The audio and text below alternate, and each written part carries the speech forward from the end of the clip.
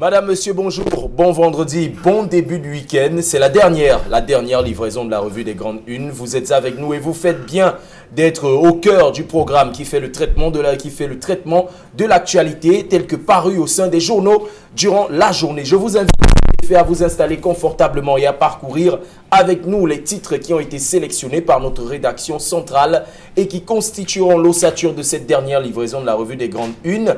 Nous débuterons avec la première thématique de cette émission, levée de rideau sur le Conseil régional du Sud Cameroun et le journal La Nouvelle Expression qui parle de ces rideaux qui emballent le président du Conseil régional du Sud, Emmanuel LMV, notamment ces rideaux qui auraient coûté s'ils avaient été validés, la bagatelle de 60 millions de francs CFA, justement, et finalement, rétropédalage sous l'effet de la pression populaire et bien sûr de la dénonciation de certains tabloïds, de certains journaux qui en ont parlé. Le président du Conseil régional du Sud fait rétropédalage et annule l'appel d'offres fait à l'Agence de régulation des marchés publics pour obtenir 68 millions de francs CFA de rideaux. Nous essaierons de comprendre les tenants et les aboutissants de cette actualité au cours de cette édition de la Revue des Grandes Unes. Nous parlerons en deuxième thématique de ce dilemme de Samuel Eto'o, le dilemme de Samuel Eto'o et Mutation qui en parle en nous disant que ça tire vers le but sur les 72 heures qui ont été accordées au président de la FECAFOOT, plus que 48 heures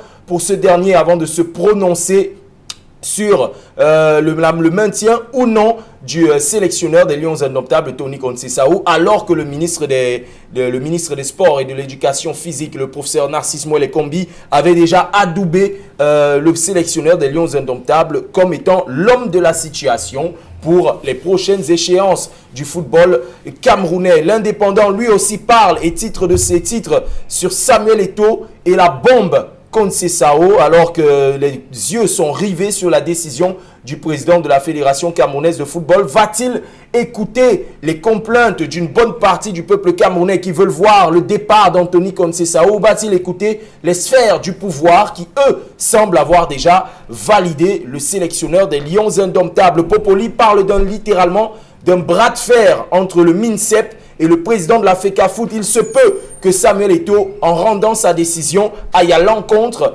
de la décision de Narcisse Moelle-Kombi de maintenir le sélectionneur des Lions Indomptables à la tête de la sélection fanion de football du Cameroun. Finalement, la question est posée, la question qui fâche est posée par le quotidien Le Jour. Qui peut virer Conceição? C'est la question que se pose le quotidien Le Jour. Qui peut virer Conceição? Que disent les textes qui régissent le football camerounais? Y a-t-il une possibilité que le ministère des Sports fasse contrepoids face à la FECAFOOT, ou alors l'inverse? Qui finalement a la légitimité de désigner ou de révoquer le contrat d'un sélectionneur au Cameroun? Nous essaierons d'en savoir plus au cours de cette édition de la Revue des Grandes Unes. Voilà, mesdames et messieurs, les titres choisis par notre rédaction qui constitueront l'ossature de cette dernière livraison de la Revue des Grandes Unes. Et pour comprendre, commenter, analyser, décrypter et vous permettre de mieux cerner l'actualité telle que parue au sein des tabloïds, ce matin, je reçois deux journalistes qui vont apporter de leur expertise pour vous permettre de sillonner et bien sûr de cerner ces différents titres. D'abord à ma gauche, il est journaliste, il est là avec nous sur ce plateau. Il n'a pas pu être, il n'était pas là vendredi, c'était férié vendredi dernier, mais il honore encore au rendez-vous avec une veste que j'aime beaucoup ce matin. Georges Sémé, bonjour et bienvenue. Merci, bonjour à vous Cédric, bonjour à mon copanaliste. Je salue bien évidemment tous les spectateurs du Cameroun et ceux qui nous regardent religieusement à l'étranger. Ouais, justement, ils sont de plus en plus nombreux à nous regarder. Téléspectateurs et téléspectatrices, faudrait pas... Bien sûr, on a globalisé en mettant un grand T devant téléspectateurs, donc ça englobe les hommes et les femmes. Les femmes qui sont de plus en plus nombreuses, elles réagissent sur la page de l'émission. Aussi, en face de vous, Georges Sémé, il officie pour le quotidien, le journal La Nouvelle Expression. C'est un féru des questions de sport et il aura du grain à moudre aujourd'hui au cours de cette édition de la Revue des Grandes Unes. Hervé Viangele, bonjour et bienvenue. Bonjour Cédric, bonjour à tous ceux qui nous regardent ce matin. Permettez-moi de demander à tous ceux qui ont connu Chocolat Rao, n'est-ce pas, d'allumer une bougie pour demander le repos de son âme ce matin. Ça fait un an, le 15 février dernier, qu'il a été sauvagement abattu à l'entrée de son domicile. Il était commerçant au marché New Dedo, donc permettait de demander à toute sa famille, à tous ses proches, tous ceux qui l'ont connu, n'est-ce pas, d'avoir une âme, d'avoir une pensée pieuse pour le repos de son âme. Justement, il était commerçant au marché New Dedo et tous les commerçants de ce côté-là-bas, on les salue en leur souhaitant toutes nos condoléances. Cela fait 1 an qu'il est décédé et toutes nos pensées sont vers lui. Messieurs, nous allons entrer dans le vif du sujet en parlant de cette première thématique, ces rideaux qui ont fâché les Camerounais sur les réseaux sociaux. Un document a fuité sur un appel d'offres du Conseil régional du Sud Cameroun pour obtenir la bagatelle, je vais être plus précis dans les chiffres, 59 987 000 francs, 987 812 francs CFA, exactement pour des rideaux qui devaient décorer les bureaux du Conseil régional du Sud Cameroun. Finalement, avec les pressions des populations, avec les pressions des citoyens et de certains organes, le président du conseil régional fait rétropédalage. Georges Sémé, c'est entre guillemets une bonne nouvelle parce qu'on se rend enfin compte que la question qu'on se pose, les Camerounais ont-ils finalement pris conscience du pouvoir qu'ils peuvent exercer?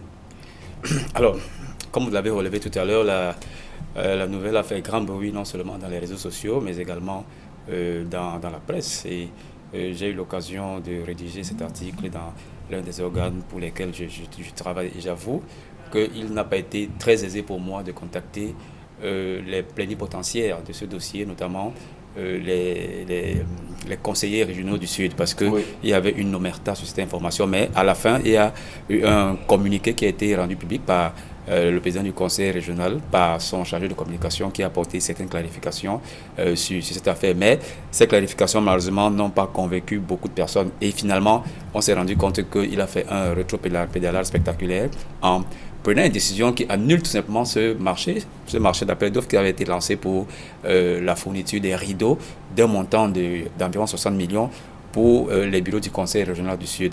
Je crois que ça dénote de 2 choses.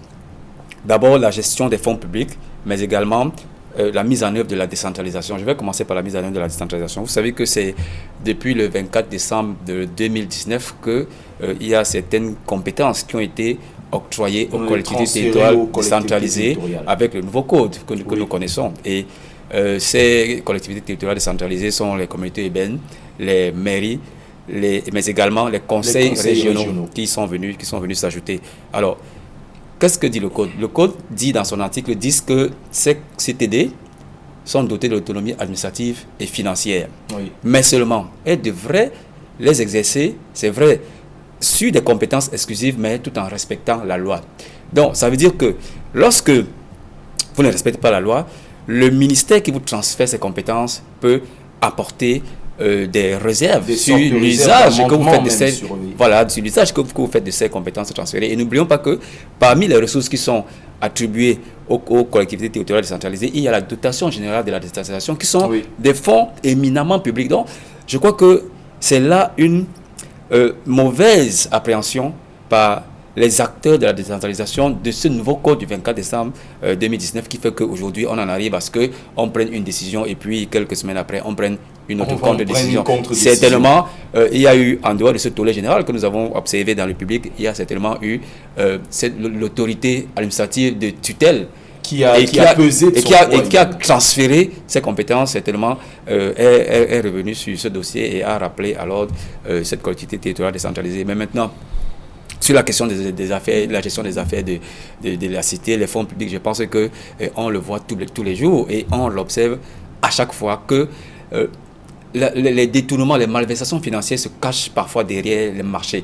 On attribue un marché à un montant exorbitant, mais en réalité, le véritable montant est en dessous de la table. Et le dessus est généralement partagé entre ceux qui signent les marchés et ceux qui les exécutent. Donc, je crois que c'est une entorse à la décentralisation qui n'est pas jusqu'ici bien appréhendée par les acteurs, mais également la sempiternelle question de la gestion des fonds publics dans notre pays. Ouais, justement, Hervé Viangele, s'il n'y avait pas eu cette fuite sur les réseaux sociaux, on devine tout de suite que ce marché serait passé comme une lettre à la poste. Que fait justement l'ARMP s'est prononcé dessus, mais tout porte à croire que ce marché qui devait être passé l'avait été au vu et au su de tout le monde. S'il n'y avait pas eu la pression du public, est-ce que ce marché aurait pu être annulé? Je ne pense pas, mais je vais répondre à votre question au niveau à deux niveaux. Le premier, n'est-ce pas, c'est, comme je rappelle sur ce plateau, le principe de passation des marchés publics. En fait, vous savez que sur le plan de la régulation, quand un marché comme celui-là est passé, tout ce que peut faire le ministère des marchés publics, c'est s'assurer effectivement que le marché a été passé dans les normes. Vous savez que jusqu'à un certain seuil, c'est quoi, c'est 5 millions. Au-dessus de 5 millions, tous les marchés passés ne peuvent plus faire l'objet d'un gré à gré. Donc, il fallait passer un marché comme celui-là pour être validé. C'est-à-dire que sur le plan du principe, je pense que le marché respecte les canons édictés. Mais maintenant, est-ce que la somme demandée, le montant du marché public pour la réalisation des faits demandés est acceptable quand même? Mais 60 millions pour acheter les rideaux pour aménager pour les bureaux. Les bureaux, mais quand même, c'est quand même exorbitant. On a l'impression que se cacher derrière, n'est-ce pas, ce marché, autre chose que tout simplement l'achat des bureaux, des rideaux. L'achat des rideaux, pas des meubles, l'achat des rideaux. C'est simplement pour l'achat des rideaux, pour aménager les bureaux, on a 60 millions, qu'on va devoir acheter les meubles, les ordinateurs. On va parler de milliards. Les ordinateurs, à combien sera estimé ces montants-là? Vous comprenez que c'est un problème de gestion des fonds qui se pose. Et maintenant, autre part, il faut quand même rappeler que le public qui a joué un rôle important dans la réalisation de ce marché est également un élément important qu'il faudrait soulever ici parce que ça a fuité, il y a eu cette réaction parce qu'en réalité, on a pu apprécier le rapport que le public peut avoir, que le peuple peut avoir dans la prise de décision, oui, exactement, dans la gestion des affaires de la République. Ça veut dire que le peuple doit cesser d'être passif, il doit être actif. Il faut être peuple qui sait faire peuple, comme disait un de nos écrivains. Comme pour rappeler que non, c'est assez important d'être au courant de tout ce qui se passe dans la République. C'est à ce niveau-là qu'on peut jouer son rôle citoyen.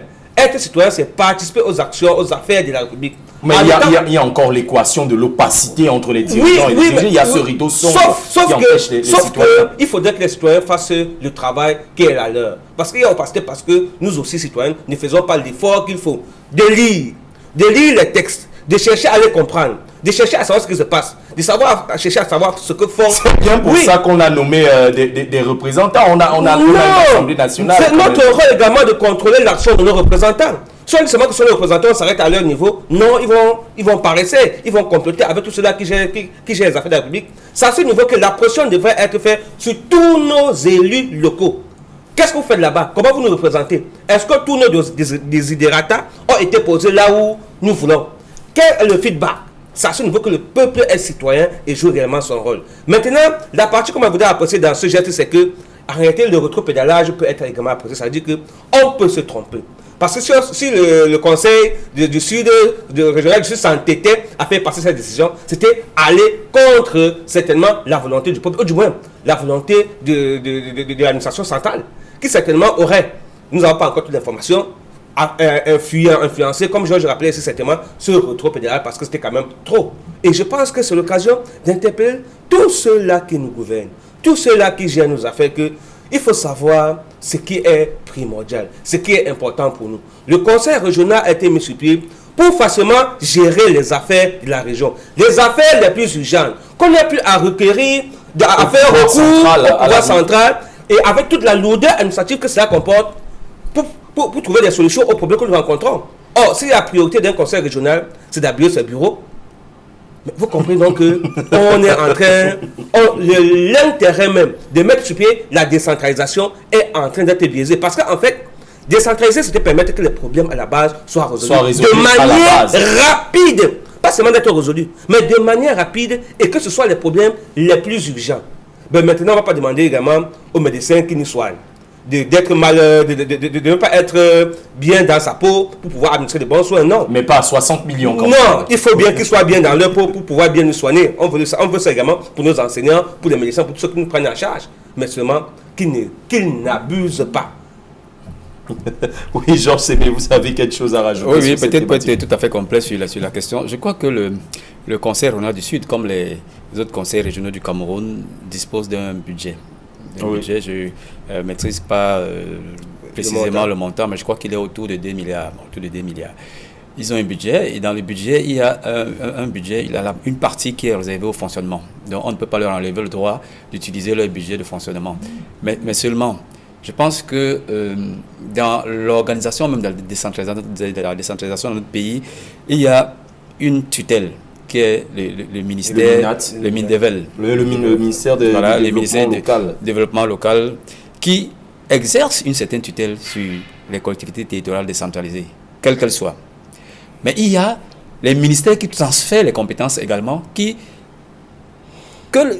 ont un regard, conformément à la loi, sur le fonctionnement même de ces collectivités territoriales décentralisées. Et la loi dit qu'ils peuvent intervenir pour améliorer le fonctionnement dans le cadre de leurs compétences transférées. Mais également, ils peuvent intervenir lorsqu'il y a une urgence. Et je crois que c'est dans le cadre de ces compétences-là. Bon, on n'a pas toute la vérité, on n'a pas toutes les données sur ce qui s'est passé, mais je pense qu'il y a certainement eu de l'eau qui a été apportée, soit par la tutelle, soit par un ministère qui a transféré les fonds. Donc je pense que c'est regrettable. C'est regrettable parce que on a une institution qui est chargée de recycler et de former les acteurs du développement local à la décentralisation. Et je crois qu'à ce niveau, ce n'est pas encore totalement abouti.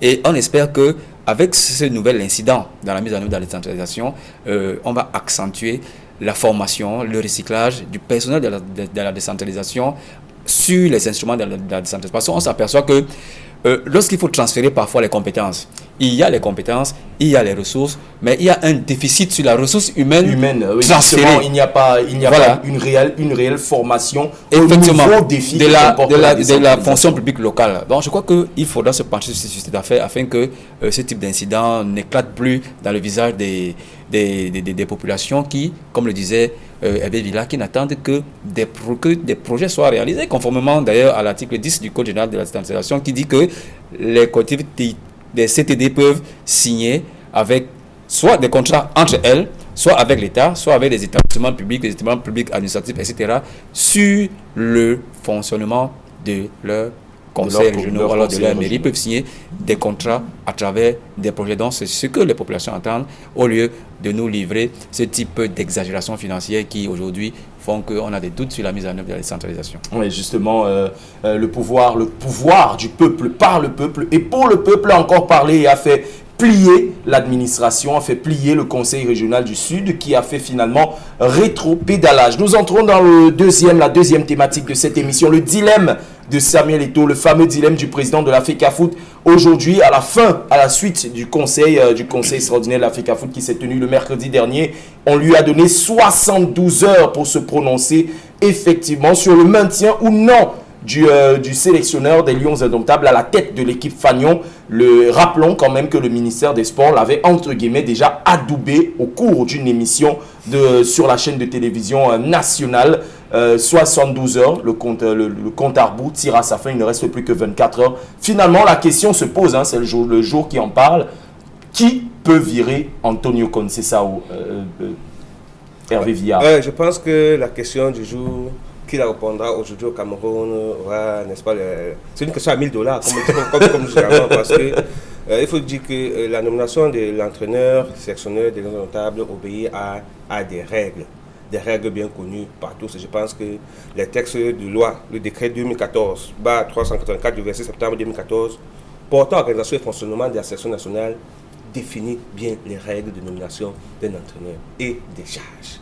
Je pense que qui nomme l'entraîneur, c'est chez nous. Même s'il est entraîné par le ministère des Sports, c'est la Fédération camerounaise de football qui a la mission de nommer tous les entraîneurs des différentes sélections nationales du Cameroun. C'est-à-dire que de la sélection familiale, des Lions Indomptables, des Lions, jusqu'aux dernières sélections. Il revient parce qu'en réalité, c'est la fédération qui a pour mission de développer, de promouvoir le football au Cameroun, dont elle a la charge de le faire. Maintenant, est-ce que sur le plan réglementaire, si c'est réglé sur le plan réglementaire, est-ce que sur le plan des habitudes, cela est respecté? Il faut d'abord rappeler pour la gouvernement nos auditeurs que le contrat d'Antonio Conceição avait été renouvelé longtemps avant les élections à la présidence de la fédération. Le président actuel n'était pas encore à la tête de la fédération. Son bail a été renouvelé de 2 ans et les missions à lui assignées étaient claires et sont claires d'ailleurs. Même s'il a échoué déjà la première. Il faut rappeler les missions, c'était de remporter la Coupe d'Afrique des Nations que le Cameroun devait organiser et qualifier l'équipe nationale du Cameroun pour le mondial Qatar. Le Qatar 2022. La première mission, il a échoué. Il restait la seconde Bon, maintenant, la question est de savoir, est-ce qu'on va lui permettre de continuer? En tout cas, le ministre a déjà son avis tranché sur la Oui, question. je pense que les arguments qui permettent au ministre de trancher sont les arguments techniques que nous tous nous connaissons. Ces dernières statistiques. Pas les dernières, toutes les statistiques d'Antonio Conceição. Antonio, pas Tony, Antonio. Bon, Antonio trivialement, on préfère dire Tony. Conceição, à la tête des Lions indomptables jusqu'à présent, sur le plan des résultats, lui est favorable. Déjà, le dernier classement FIFA démontre à suffisance qu'il a fait un bon travail au niveau des équipes nationales. Parce on a progressé. On est parti de l'autre position des 58e africains. Aujourd'hui, on est 38e. On est 38e nation. 38e mondial. Et on est 6e meilleure nation africaine. Ce qui n'était pas encore arrivé depuis depuis ces dernières années. C'est-à-dire qu'il y a un travail qui, effectivement, les résultats des Lions indomptables se sont bonifiés.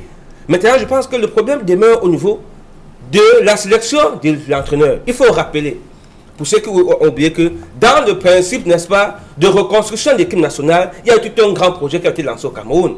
Notamment la sélection d'un entraîneur de qualité qui devait être sur le banc de touche. Vous vous souvenez que le Cameroun, il y a eu comment on appelle ça en germain? C'est-à-dire qu'il y a eu des va-et-vient au niveau en fait, on a recruté beaucoup d'entraîneurs chez nous qui n'ont pas apporté des résultats. Et donc, ça fait qu'il y a une instabilité sur le banc technique. Sur le banc de touche, on a connu beaucoup de coachs, beaucoup de sélectionneurs qui ont fait leur passage éclair sur le banc des Lions. Il était donc question que là, on trouve un entraîneur sur qui on devrait investir dans la durée.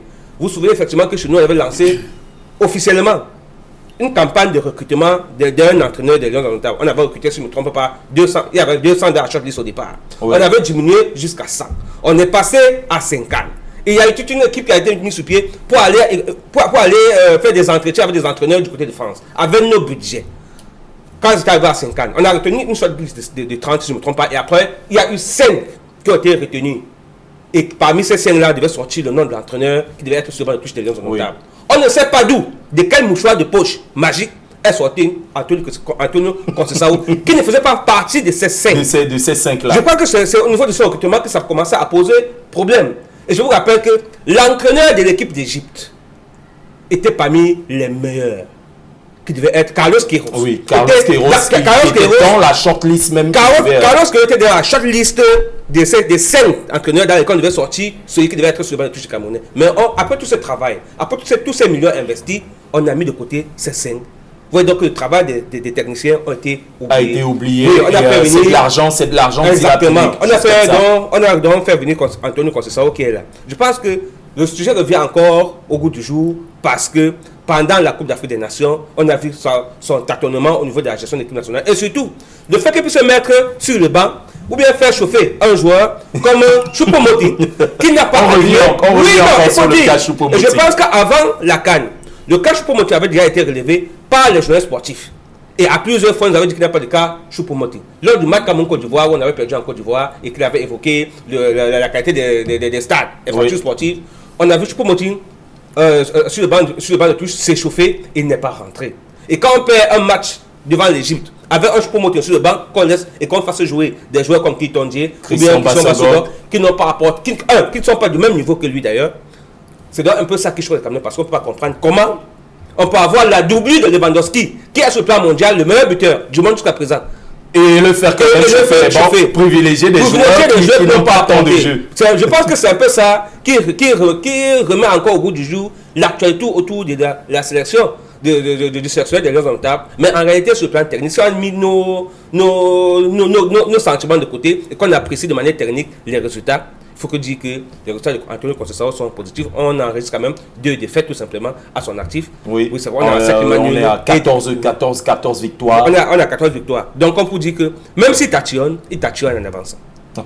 Oui, je vais relever un point avec vous, Georges Sémé, sans mettre les organes, comme on dit au quartier. On va retirer les organes. Le sélectionneur Tony Conceição l'a relevé, Hervé Villardjelais ne faisait pas partie d'une shortlist, mais il faut quand même rappeler les conditions et les circonstances dans lesquelles son contrat a été signé. Dans une chambre d'hôtel avec un ministre des Sports en babouche. Est-ce que finalement, compte tenu de la circonstance dans laquelle son contrat a été signé, il peut être révoqué? Alors, Je crois d'abord qu'il faut... c'est vrai que vous avez fait le contour de tout ce qui s'est passé depuis l'arrivée de Conceição, la signature de son contrat dans une chambre d'hôtel, les babouches, etc. Mais je crois qu'il faut revenir à l'essentiel, c'est la situation actuelle qu'a relevé les confrères ici, c'est la situation de Conceição et ce conflit de compétences qui se traduit aujourd'hui entre la FECAFOOT et le ministère des Sports. La polémique part de ce qu'il y a une autre photo qui a circulé dans les réseaux sociaux où on a vu Antonio Conceição et les ministres des Sports se pencher sur un document. Ça a enflammé complètement l'actuel. Et cette image-là... Voilà, et le commentaire qui était en dessous nous faisait croire qu'il y a effectivement eu une signature, une prorogation de contrat du sélectionneur sous les auspices de Narcisse Molekombi, qui est le ministre des Sports. Et puis après, il y a eu un démenti. Il y a eu beaucoup de démentis. Mais la question centrale est là. Qu'est-ce qui s'est dit véritablement entre les deux hommes? Et je crois que ça remet sur le goût du jour les compétences, le rôle que devrait jouer chacun, que ce soit le président de la FECAFOOT et le ministère des Sports. Justement, la question est posée, qui marche sur les plates-bandes de qui? Effectivement, il ne devrait pas avoir de conflit de compétences. Et Hervé Villa l'a brillamment rappelé, il y a un décret qui définit les rôles de chacun. Le décret du 26 septembre 2014, etc., qui porte organisation et fonctionnement des sélections nationales, qui dit, en son article 3, que la gestion administrative, technique et sportive de toutes ces sélections incombe à la FECAFOOT. La désignation même du coordonnateur général de ces sélections revient à la FECAFOOT. Et quand on dit coordination générale, il y a l'encadrement technique. Donc, je pense que la loi est tout à fait claire là-dessus. Il revient à la FECAFOOT de désigner, d'entériner l'entraîneur de toutes les sélections de A jusqu'à U15.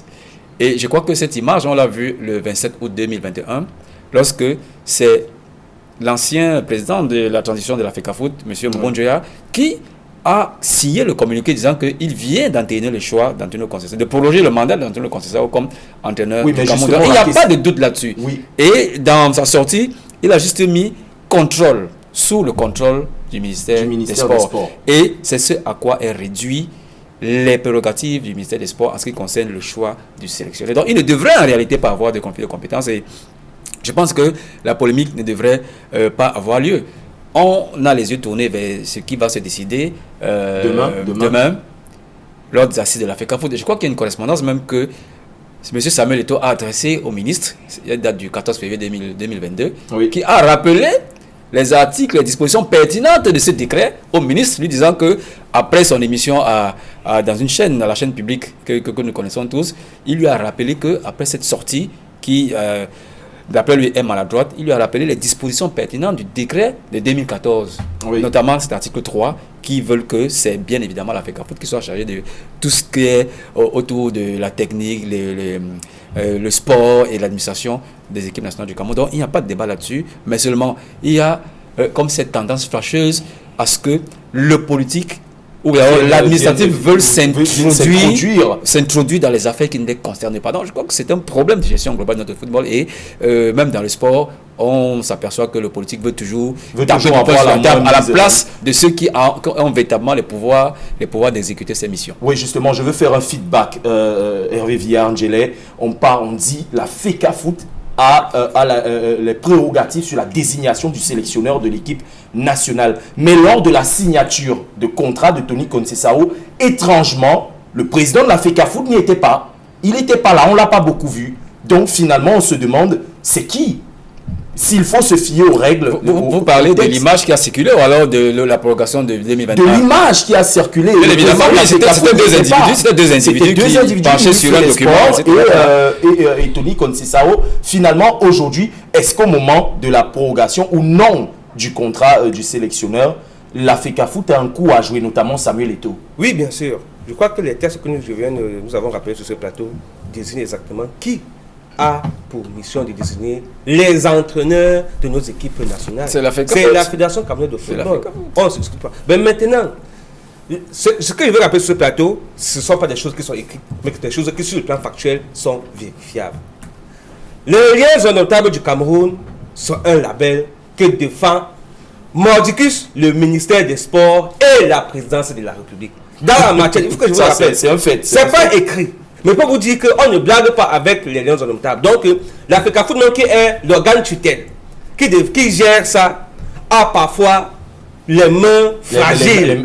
Dans ce cas, il faut réviser les textes. Je suis tout à fait d'accord. On ne peut pas à la fois conférer des pouvoirs à la FECAFOOT et sur la table, c'est comme vendre la présidence et le ministère qui décide. C'est comme vendre la chaise et tenir la corde. Tout ce que vous remarquez bien vous dans ce plateau, ce sont des faits qui existent.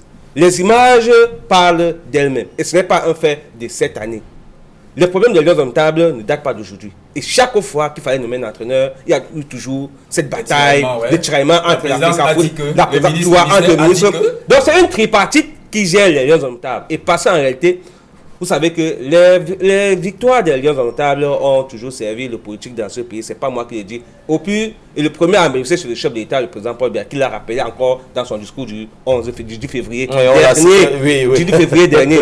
Ça veut dire que ce sont des victoires qui sont nationales. Arrêtez, j'ai l'impression de penser que, parfois je me dis que les Lions indomptables, à eux seuls, sont un ministère. Le ministère des Lions indomptables. Oui, à eux seuls. Un petit État et qui permet que l'on fasse un certain nombre de choses. Donc, ne soyez pas surpris par ce qui se passe là. En réalité, on donne des textes à lire sur le plan réglementaire, mais l'application, leur applicabilité est très complexe. Donc, ça fait que c'est un problème qui, même après Samuel Eto'o, sera toujours sur la table, jusqu'à ce que l'on soit clair. C'est même ça qui fait même l'un des problèmes qu'encontre le football chez nous. Et qu'on a l'impression qu'on avance en reculant. L'intrusion. Les lettres qui arrivent là-bas, les consignes. Exactement. Voilà. Vous imaginez que c'est normal que Samuel Eto'o ne soit pas assis sur un siège tranquille. Oui. C'est normal qu'il soit éjectable à tout moment. Oui, donc c'est une patate chaude qu'il a entre les mains. On espère simplement qu'il saura soit le refroidir sa patate, ou bien la balancer rapidement avant que ça ne brûle. Justement, doit-on réviser les textes de la FECAFOOT? Quelle décision Samuel Eto'o va prendre? En tout cas, les Camerounais ont les yeux rivés sur le goléador camerounais ainsi que les pouvoirs publics. Madame, Monsieur, nous sommes arrivés à la fin de cette édition de la Revue des Grandes Unes. Merci d'avoir été des nôtres. Merci à nos différents panélistes de nous avoir apporté de leur expertise au cours de cette édition. Faites un tour du côté des kiosques pour en savoir un peu plus sur ces différentes actualités. Entre-temps, les programmes se poursuivent sur Equinox Télévision. Tout de suite après, vous avez rendez-vous avec Michel Gachou et toute sa team. Ce sera pour 10-12 Zénith. Bon début de week-end.